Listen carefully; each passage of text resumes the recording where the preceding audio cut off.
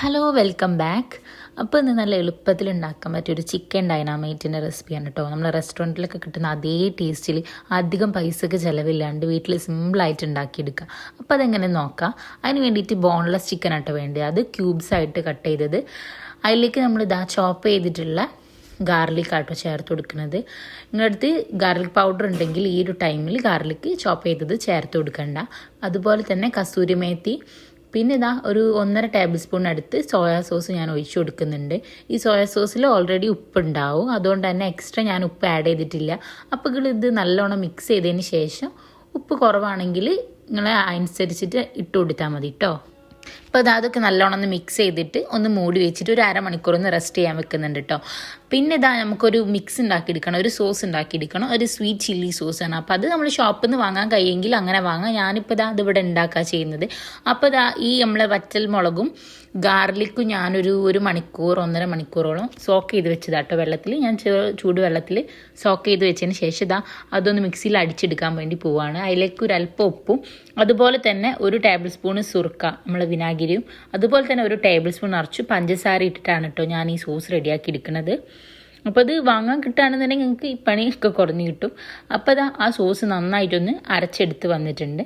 ഇനിയിപ്പോൾ അത് നമുക്കൊരു മിക്സ് ഉണ്ടാക്കിയെടുക്കണം. സോസിൻ്റെ ഒരു മിക്സ് ഉണ്ടാക്കിയെടുക്കാൻ വേണ്ടിയിട്ട് അതിലോട്ട് ഒരു 4 ടേബിൾ സ്പൂൺ മയണൈസാണ് ഞാൻ ഒഴിച്ചു കൊടുക്കുന്നത്. അപ്പോൾ ആ ചില്ലി സോസിലേക്ക് മയണൈസും കൂടി മിക്സ് ചെയ്ത് കൊടുക്കുന്നുണ്ട്. പിന്നെ നമുക്ക് വേണ്ടത് കെച്ചപ്പാണ് കേട്ടോ. കെച്ചപ്പ് ടൊമാറ്റോ സോസ് ഇല്ലേ, അത് നമുക്ക് ഒരു 2 ടേബിൾ സ്പൂൺ അടുപ്പിച്ചിട്ടുള്ള ടൊമാറ്റോ സോസ് കൂടി ആവശ്യമുണ്ട്. അപ്പോൾ ഈ മെയിനായിട്ട് ഈ 3 ഐറ്റംസ് ആണ് കേട്ടോ നമ്മൾ ആ സോസായിട്ട് മെയിനായിട്ട് ഈ ഒരു ചിക്കനിലേക്ക് മിക്സ് ആയിട്ട് വരുന്ന ഒരു സോസാണ് ഇതിൻ്റെ മെയിൻ ടേസ്റ്റ്. അപ്പോൾ അതും കൂടി ചേർത്ത് ഒരു അല്പം ഉപ്പും കൂടി ആഡ് ചെയ്താൽ നമ്മൾ ആ ഒരു മിക്സ് സോസിൻ്റെ മിക്സ് റെഡി ആയിട്ടുണ്ട് കേട്ടോ. അത് നന്നായിട്ടൊന്ന് ഈ 3ഉം കൂടി ഒന്ന് കമ്പൈൻ ചെയ്ത് കൊടുക്കാം. ഒരു ലൈറ്റ് ഒരു ഓറഞ്ച് കളറായിട്ട് ഉണ്ടാവുക, കുറച്ചും കൂടി ഡാർക്ക് ഓറഞ്ച് കളർ. നമ്മൾ ആ ഒരു പേസ്റ്റ്, ആ ചില്ലി പേസ്റ്റ് കൂട്ടുന്നതിനനുസരിച്ച് ഇതിൻ്റെ ഡാർക്ക്നെസ് കൂടി വരും. പിന്നെ ഓവർ ഒരു എരിവുള്ള ഒരു മിക്സ് അല്ല കേട്ടോ ഇതുണ്ടാവുക, ഒരു ടേസ്റ്റ് അല്ല അതിനുണ്ടാവുക. ഇത് നമ്മൾ റെസ്റ്റോറൻറ്റിലൊക്കെ സ്റ്റാർട്ടറായിട്ട് കൊടുക്കുന്ന ഒരു ഐറ്റമാണ്. ഇത് ബട്ടർ നാൻ്റെ ഒക്കെ കൂടെ നല്ല ടേസ്റ്റ് ആയിരിക്കും കേട്ടോ. ഇപ്പോൾ നമ്മളിത് ആ മിക്സ് ഉണ്ടല്ലോ, നമ്മൾ ചിക്കൻ നേരത്തെ മിക്സ് ചെയ്ത് വെച്ചതിലേക്ക് ഒരു കോഴിമുട്ട പൊട്ടിച്ചൊഴിച്ച് കൊടുത്തിട്ടുണ്ട്. പിന്നെ അതിലോട്ട് നമുക്ക് എന്ത് ചെയ്യണം, ഒരു മൈദ, ഒരു 4 ടേബിൾ സ്പൂൺ അടുപ്പിച്ച് മൈദ, അതിന് ഈക്വൽ ആയിട്ടുള്ള കോൺഫ്ലവറും കൂടി ചേർത്ത് കൊടുക്കണം. പിന്നെ ഈ മിക്സിങ് നമുക്ക് 2 രീതിയിലൊക്കെ ചെയ്തെടുക്കാം കേട്ടോ. അതായത് എഗ്ഗ് ഒരു വേറെ ബൗളിലോട്ട് പൊട്ടിച്ചൊഴിച്ചതും, അതുമാതിരി ഈ ഡ്രൈ ഇൻഗ്രീഡിയൻസ് ഉണ്ടല്ലോ, നമ്മൾ മൈദയും കോൺഫ്ലവറും കൂടി വേറെ പാത്രത്തിലേക്ക് മാറ്റിയതിന് ശേഷം നമുക്ക് ഓരോന്നായിട്ട് ആദ്യം എഗ്ഗിൽ കോട്ട് ചെയ്തിട്ട് പിന്നെ ഈ മൈദയിൽ കോട്ട് ചെയ്യുന്ന രീതിയിലും ഫ്രൈ ചെയ്തെടുക്കാം. ഇതാണ് കുറച്ചും കൂടി സിമ്പിൾ ആയിട്ടുള്ള ഒരു പരിപാടി, മെത്തേഡ്.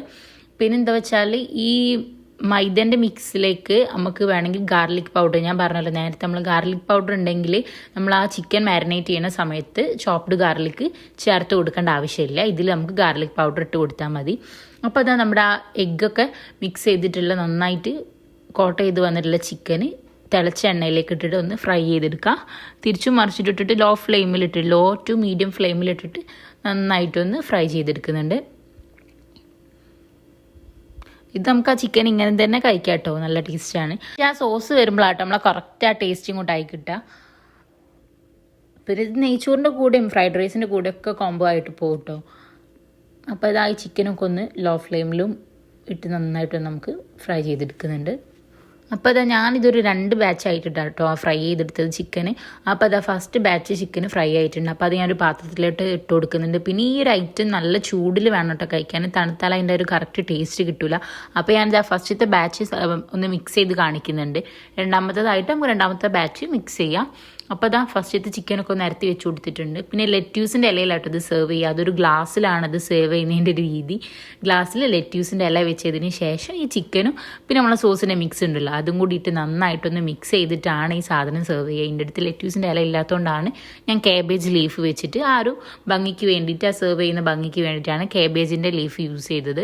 എന്നിട്ട് ആ ചിക്കനിലേക്ക് നമ്മൾ നേരത്തെ സോസിൻ്റെ മിക്സ് ഉണ്ടല്ലോ, സ്വീറ്റ് ചില്ലി സോസും മയണൈസും കെച്ചപ്പും കൂടി മിക്സ് ചെയ്ത ആ സോസും കൂടി ഇട്ടിട്ട് മേലെ ഈ എള്ള് സ്പ്രിങ്കിൾ ചെയ്ത് കൊടുക്കുന്നുണ്ട്. എള്ളും കൂടി വേണം, അതാണ് അതിൻ്റെ ഒരു കറക്റ്റ് രീതി എന്ന് പറഞ്ഞാൽ.